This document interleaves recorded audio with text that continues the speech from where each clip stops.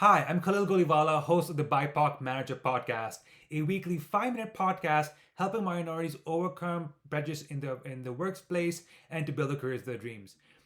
Today's episode is going to focus on negotiation. And when I think about minorities and BIPOC communities, what really stands out to me is sort of that story where people talk about how when they were kids, they would see their parents, they would see their grandmothers, their mothers, their fathers, everybody negotiate. When buying jewelry, negotiate when buying food, negotiate when buying car.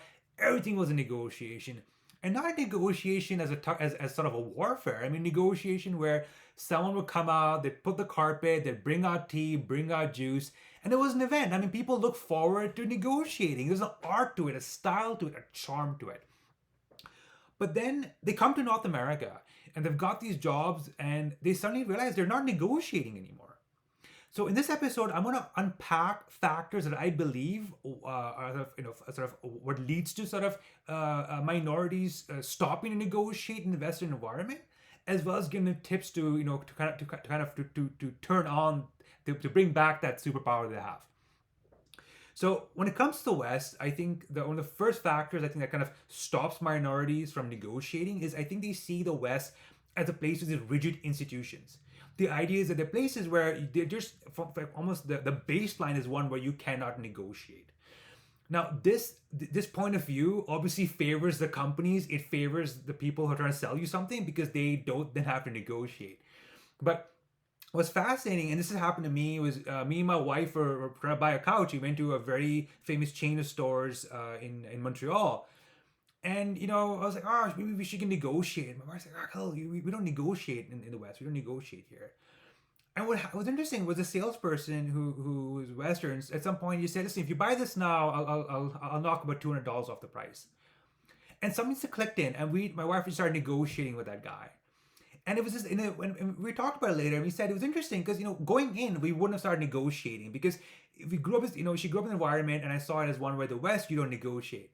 But just by this salesperson giving us a bit of an in, we realized that you don't know about situations you can negotiate in unless you actually start negotiating, right? And sometimes when someone doesn't negotiate with you, that's actually a negotiation ploy, right? You start walking out, you start with the best price, chances are very high they will lower the price or find a way to work for you, right? So the first thing is this misconception of the West as this place of rigid institutions that can't negotiate. That's a myth. That's a misconception. Negotiation can occur.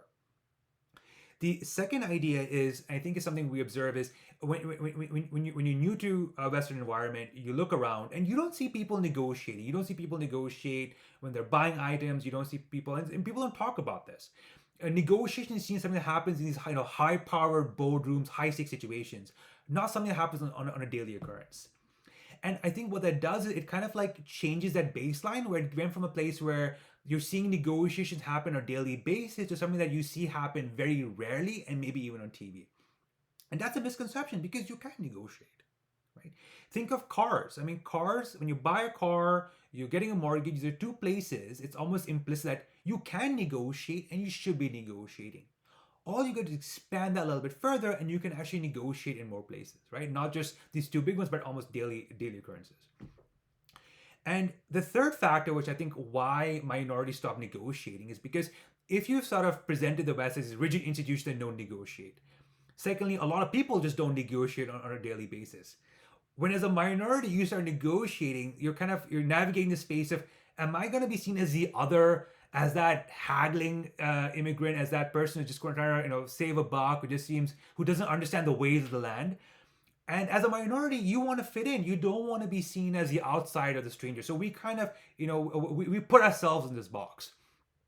So ultimately, when it comes to negotiating, tap into your grandparents, tap into your grandmother, your father, your grandfather, tap in that family, tap in that rich history of negotiating. That negotiating comes from a place of love, of charm, of play, of just saying, hey, let's make this fun and let's both come out of this in a win-win situation. So my ultimate advice, if you're in the West, is start negotiating from very low stakes situations. Just try it. Even if you just ask the question, you're gonna build up that confidence and the structure to at least ask. Because it's when you ask to negotiate, you can at least understand, at least you can uncover situations that you can negotiate in, right? So definitely start small, start somewhere, and additionally embrace your heritage. Like if you're from a culture that loves to negotiate, that's use the word, that loves to haggle, lean into it, right? But lean into a place of that so I think of the souks, I think of the bazaars, just you're negotiating. It's half act, half drama, but it's full of love and life and passion. And when you bring that negotiation from there, and you bring that negotiation when it comes to your salary, when it comes to your job, when it comes to negotiating opportunities, you are now so better prepared because you've essentially gotten out of your own way. So this has been the BIPOC Manager podcast. If you've enjoyed this episode, please like, share, or comment. Thank you so much.